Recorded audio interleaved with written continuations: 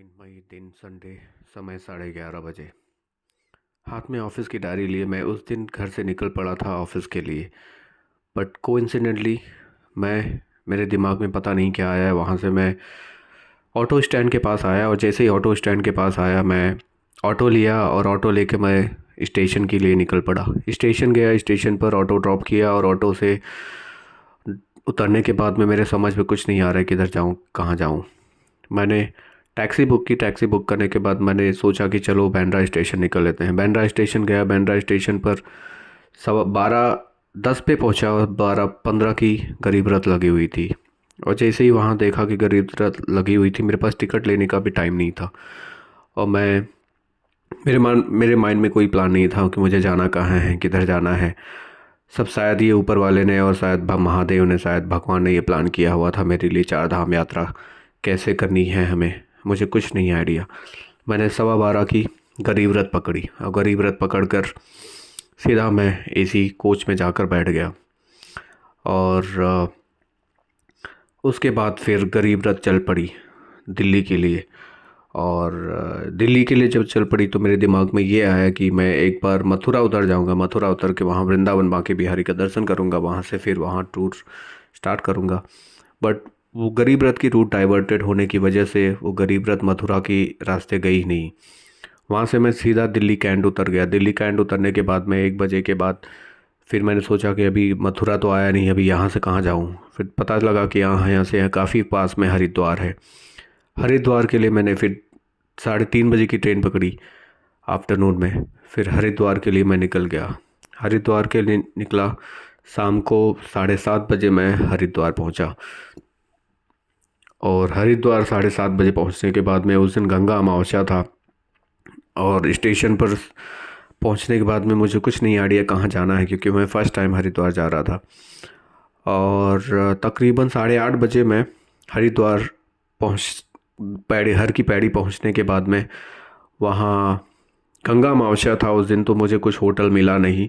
तो मैंने ये डिसाइड किया कि चलो यहीं ही रुक लेते हैं, हर की पैड़ी के पास ही रुक लेते हैं। गंगा अमावस्या के दिन स्नान किया। स्नान करने के बाद में मेरे पास कोई वस्त्र नहीं थे, तो फिर जाकर कपड़े लिए। कपड़े लेने के बाद में बैग्स लिए। बैग्स लेने के बाद में फिर गंगा स्नान किया। गंगा स्नान के बाद में भोजन किए। भोजन करने के बाद में हर की पैड़ी के पास ही पन्नी लेकर सो गया।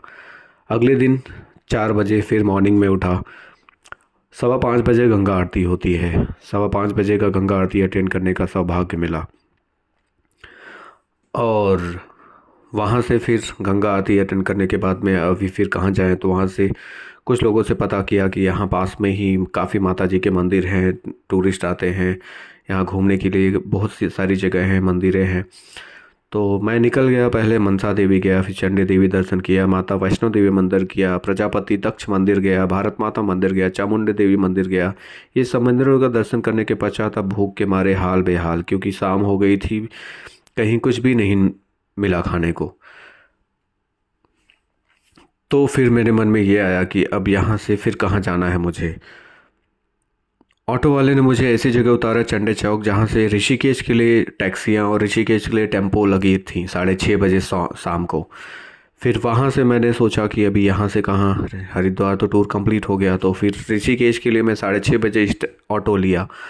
और ऑटो लेने के बाद में मैं फिर ऋषिकेश के लिए निकल गया। 6:30 बजे ऑटो लेने के बाद तकरीबन 7:30 बजे मैं ऑटो से ऋषिकेश पहुँचा। जहाँ वहाँ पहुँचने के बाद में फिर मैं वहाँ 8:30 बजे पहुँचने के बाद में करीब करीब कमरा लेने के बाद में फिर वहाँ गंगा स्नान किया जाकर ऋषिकेश में। गंगा स्नान के बाद वहाँ भोजन किया, फिर वहाँ आके होटल के रूम में मैं सो गया। अगले दिन मॉर्निंग में गंगा घाट पे स्नान करने के बाद, यहाँ का ऐसा मानना है करोड़ों जन्मों से यहाँ संत जन तपस्या में लीन है, इसीलिए यहाँ का नाम उपनाम भी ऋषिकेश पड़ा। पूर्व में इसका नाम ऋषिकेश कहलाता था। ऋषि अर्थात जो अपने इंद्रियों को वश में कर ले, वही ऋषि। संतों की भूमि ऋषिकेश। 1 जून यहाँ का फेमस जगह है। 1 जून को मैं यहाँ पर ऋषिकेश में था। यहाँ का फेमस जगह है राम झूला, जानकी झूला, लक्ष्मण झूला। सबके बाद गीता भवन, जहाँ की हर दीवारों पर श्री भागवतम लिखा है और बजता भी रहता है। उसके बाद वहाँ से नीलकंठ महादेव मंदिर के लिए प्रस्थान किया, जो कि 26-30 किलोमीटर ऊपर पहाड़ी की ऊंचाइयों पर बसा हुआ है। नीलकंठ महादेव का दर्शन मिला, भूतनाथ मंदिर का दर्शन मिला, कल्पतरु वृक्ष का दर्शन हुआ गीता भवन में ही। अब वहीं टूरिस्ट गाइड ने ये भी बताया कि यहाँ से एक रास्ता जाता है जो बद्रीनाथ चारों धाम के लिए जाता है। तो मेरे मन में ये आया कि अभी ऋषिकेश तो हो गया, अभी यहाँ से कहाँ जाना है। ऋषिकेश का दर्शन करने के बाद में फिर 3:30 बजे तकरीबन मैं फ्री हुआ सारे दर्शन करने के बाद में।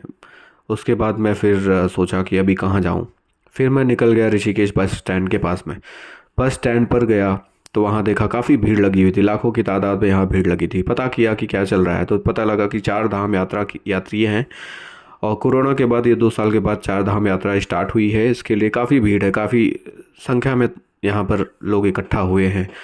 और इकट्ठा क्यों हुए हैं? सब रजिस्ट्रेशन, ऑफलाइन रजिस्ट्रेशन के लिए सब लाइन में लगे हुए थे।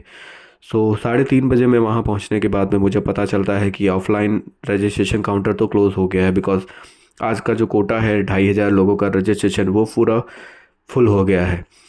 अब मेरे को समझ में नहीं आ रहा था यहाँ से कहाँ जाया जाए, क्योंकि रजिस्ट्रेशन भी उस दिन नहीं होने वाला था। फिर और लोगों से इंक्वायरी किया कि लोग 10 दिन से रुके हैं, 15 दिन से रुके हैं, 1 महीने से रुके हैं यहाँ पर अपना सिर्फ ऑफलाइन रजिस्ट्रेशन के लिए। मैंने सिर्फ महादेव का नाम लिया और वहीं पर रुक गया। रात वहीं निकाली। रात को 12 बजे लाइन में फिर से लगा ऑफलाइन रजिस्ट्रेशन के लिए। और लाइन में 12 बजे के लगने के बाद में उसी दिन भगवान की कृपा ऐसी हुई कि उसी दिन पहले दिन ही टोकन सिस्टम से रजिस्ट्रेशन स्टार्ट कर दिया। तो प्रशासन ने जिसको टोकन दिया होता है उसी का रजिस्ट्रेशन हो सकता था उस दिन। और रात के 12 बजे लाइन में लगने के बाद से अगले दिन मॉर्निंग में दोपहर में करीबन 1 बजे रजिस्ट्रेशन मेरा हो गया और हाथ में मुझे मिला रजिस्ट्रेशन का बैंड। उसके बाद भगवान का मैंने शुक्रिया अदा किया। उसके बाद फिर मैंने बस स्टैंड पर जाकर इंक्वायरी की कि 4 धाम यात्रा के लिए बस कहाँ से निकलेगी। तो उस ऑफिसर ने बोला आज की कोई बस नहीं है, अभी जो भी बस है अगले दिन सुबह 8:30 बजे की है। तो मैंने बोला नहीं, मुझे आज ही निकलना है, 4 धाम यात्रा आज ही शुरू करनी है। तो उसने बोला कितने लोग हो? मैंने बोला अकेले। बोला अकेले के लिए तो कोई जगह नहीं मिलेगा आपको। तो मैं बोला कोई बस जा रही होगी उसमें एडजस्ट। बोला कोई बस जा रही होगी, प्राइवेट में जाओगे तो मैं आपको उसमें एडजस्ट कर दे रहा हूँ। मैंने बोला चलेगा, मुझे प्राइवेट में आप मुझे एडजस्ट कर दीजिए। उससे बोला किराया थोड़ा ज़्यादा रहेगा, 500 रुपये। मैंने बोला कोई बात नहीं। फिर मैंने एक रजिस्ट्रेशन फिर ऑफिसर ने एक प्राइवेट बस कंडक्टर को बुलाया। प्राइवेट बस कंडक्टर को बुलाने के बाद में उसने हमें इंट्रोड्यूस कराया कि इनको लेके जाना है 4 धाम, आपकी बस में जगह है। उसने बोला 3 लोगों की सीट है, 3 लोगों की जगह मिल जाएगी तो मैं निकल पड़ूंगा 4 धाम यात्रा के लिए। मैं एक हो गया, 2 लोगों को मुझे और अरेंज करना था। फिर क्या था, मैंने 2 लोगों को और अरेंज किए, एक अंकल और एक हैदराबाद के 2 लोग मिल गए, एक अंकल और एक यंग जेंटलमैन। फाइनली मैंने उन लोग से बात किया और वो लोग भी हमारे साथ बस में आ गए और बस हमारी फुल हो गई। फिर 4:30 बजे हमने 4 धाम की यात्रा स्टार्ट कर दी।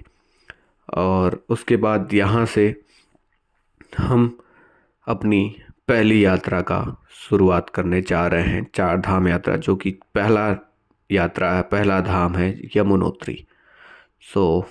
मिलते हैं यमुनोत्री में। धन्यवाद।